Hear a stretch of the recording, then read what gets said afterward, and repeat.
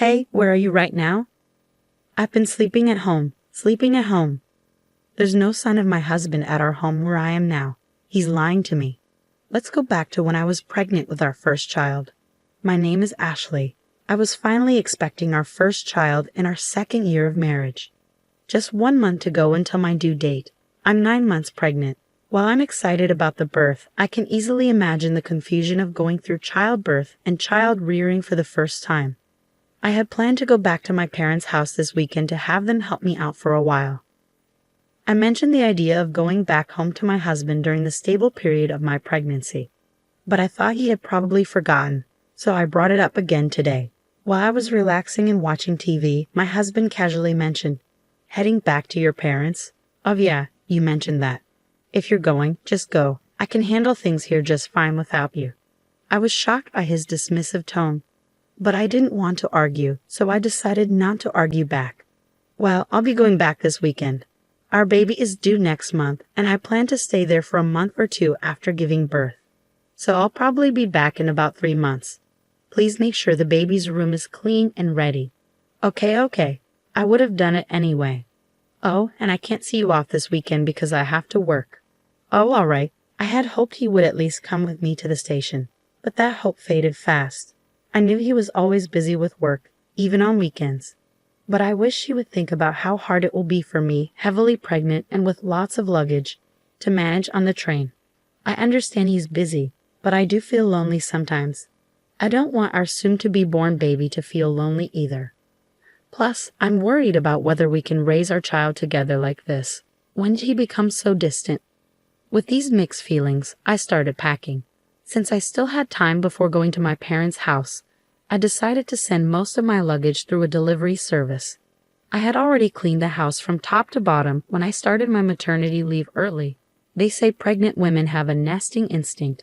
I had set up a crib and prepared a space for the baby, excited to start our new life as a family of 3.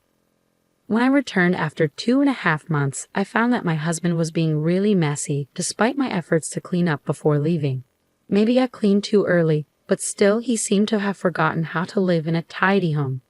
He'd leave half-empty drink bottles lying around and ignore the cardboard boxes from his online shopping. I realized that I'd never seen him cook or clean since we got married. Even though I kept trying to tidy up, things only got messier, and I started worrying about the state of the house while I was away. But with the baby coming soon, I had to focus on preparing for childbirth. The weekend came quickly, and I went to my parents' home. Meanwhile, my husband didn't even see me off to work. While I relaxed at my parents' place, I stayed in touch with him through emails every day and called him about every 3 days. But gradually, he started ignoring my calls more often. When I managed to get through to him, I noticed he'd been avoiding my calls lately. I asked, "You've been hard to reach lately. Are you busy?" But his answers were vague, like sort of or not really. Then I asked him nervously, "You're not cheating on me, are you?" I've heard some men do that when their wives are pregnant. He sounded annoyed and denied it, saying, "No, why would I do that?" It's frustrating to be accused. Feeling uneasy, I quickly apologized. Having these worries while carrying our precious baby wasn't good for my mental health. I needed to trust my husband, I decided. A few weeks later, I started having labor pains. As I prepared to go to the hospital, I called my husband. I felt embarrassed to show how much pain I was in, but I really wanted him there when our baby was born. I thought surely he'd be touched by the birth of our child. I'm in labor. It usually takes about half a day for the first baby to arrive, so if you leave now, you should make it in time. I really want you here when the baby is born. You can even cut the umbilical cord. When I asked him to come, my husband sighed in annoyance. "What? You want me to come by train right now?" "Sorry, I'm tired too, I can't. I have work tomorrow." I was shocked. "Are you still talking about work at a time like this? Our baby is being born. Isn't our child more important than work?" He snapped back, "Stop it. My job can't be replaced. This is a once-in-a-lifetime moment, I know. But my work is crucial. If I don't do it, it won't get done. Can't you understand? I have to go. I'm busy." And he hung up. I tried to convince him, but he wouldn't listen. As I sobbed through the pain of labor, I wondered why he was so indifferent to our child's birth. From the moment I found out I was pregnant, my child became my priority. But as a father, he seemed so distant. So I faced childbirth alone. The pain lasted a whole day, and the next day, a beautiful baby boy was born. The baby was so tiny, adorable, and dearly loved. After leaving the hospital, my parents doted on him, teaching me all sorts of things about taking care of him. Within a month, I had gotten pretty good at giving him baths. My parents worried about me, though. "Are you sure you're okay with your husband? We can't help but worry about you when we leave." But not wanting to trouble them, I reassured them, saying, "I think I'll manage somehow. My health is improving faster than I thought. I might go back home next week," I told them. "Really, don't overdo it. Let us know if anything happens," they replied.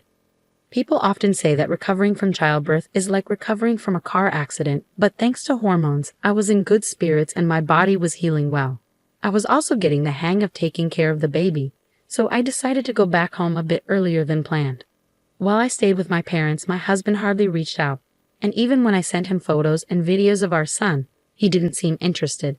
I figured maybe the feeling of being a parent really kicks in when you're actively involved in raising the baby, and perhaps he wouldn't feel like a father until he spent time with our son. That's what I hoped, at least. It kept me going. I decided to surprise my husband by having my parents drop me off at home. I didn't tell him I was coming, but he should have been home since it was his day off.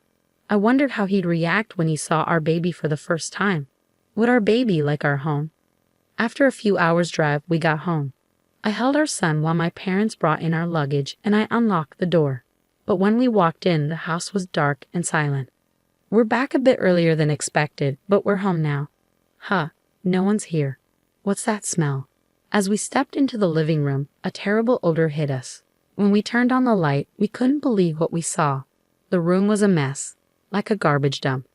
Dirty dishes and half-eaten food cluttered the sink.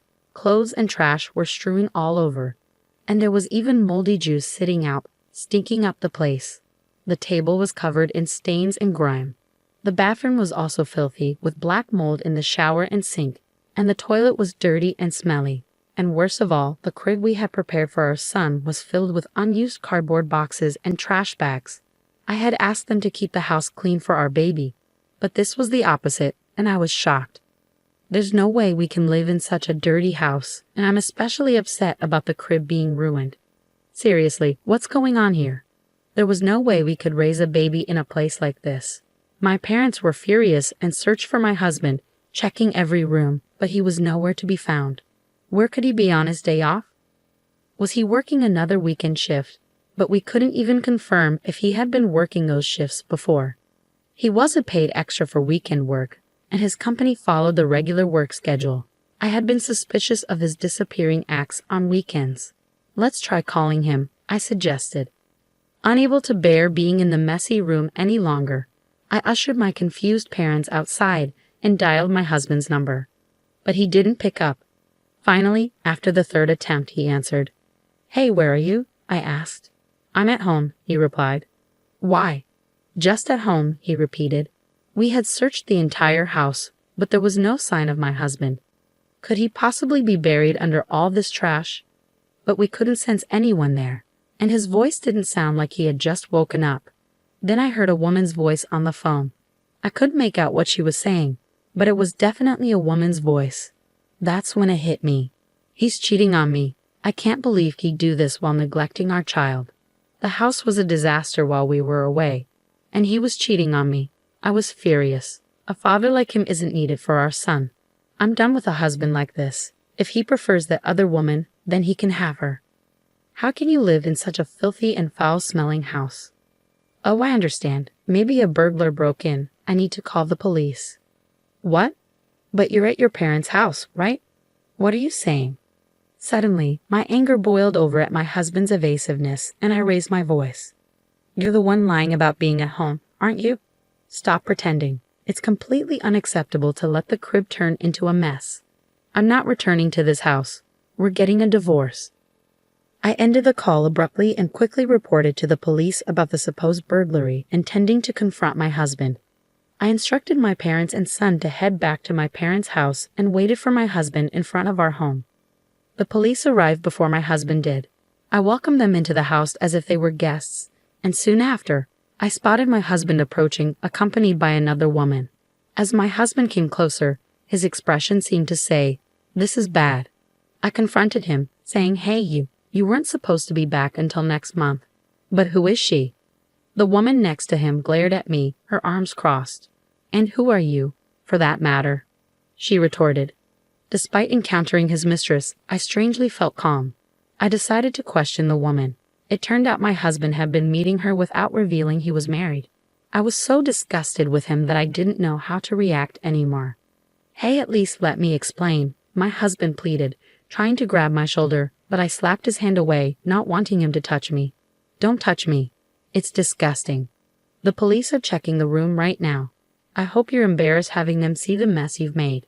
I'm leaving now. You can explain to the police. Goodbye." Leaving them stunned, I went back to my parents' house, ignoring the numerous calls from my husband. That night, I finally decided to respond. It seemed he had explained the situation to the police, and he returned home looking troubled. It must have been embarrassing for him to see the police struggling in the messy room, but he brought it upon himself. After being rejected by the woman he had been deceiving, all that was left for him was shame and a wrecked house. "Please, I'm sorry. Come back. I've been looking forward to seeing our son," he pleaded. If he truly felt sorry, he should have come to my parents' house at least. Thinking he could apologize over the phone, and everything would be fine shows what kind of person he is. I can't imagine a future with him. Even though you never showed any interest before, you suddenly care. You weren't even there when I gave birth, despite me asking you to come several times, I pointed out. "Well, I thought you knew that I would. I'll clean up the room. I can't do household chores without you. I need you," he pleaded. I could imagine my husband growing more desperate and flustered on the other end of the line as I continued to reject him. "No matter how much you beg, it's not happening. You should have stuck with that woman. If you can't handle housework, have her do it for you," I responded firmly. "But that was just a fling. It was a momentary lapse. You're the only one for me, Ashley," he insisted. "A fling? Weren't you seeing her every time you said you had to work overtime?" I countered. "Well, that's a different—" He trailed off, unable to explain himself.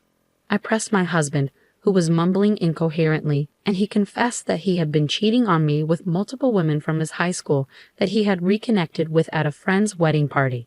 He's a scumbag either way. There's no point in talking, I thought to myself as I listened to him desperately apologizing, his voice close to tears. "I can't believe it. You disgust me. Were you planning to touch our son with those hands?" "Unthinkable," I said, feeling a chill run down my spine. I won't do it again. I'll come to pick you up right now. I want to see you and our son. I'll prove my sincerity. Let's go home together," he pleaded. I couldn't believe what I was hearing from his defiant voice. What was he thinking at this point? "I can't trust you. There's nothing more to talk about. I'll raise our son on my own," I declared firmly. "Ashley, please forgive," he began, but I hung up before I could hear the rest of his words. The sound of the call ending echoed emptily in my ear, and that marked the end of our short marital life. Half a year has passed since then, and I've decided to start working, relying on my parents for support. Once I've saved up enough money, I intend to leave my parents' house and start living on my own with my son. I'm in the midst of divorce negotiations with my husband, mainly for the sake of alimony. Despite his limited experience living alone, my husband is apparently unable to manage household chores, and most of his meals are from dining out, leaving his house in disarray. However, that's no longer my concern. I will do my best, showering my son with abundant love and care.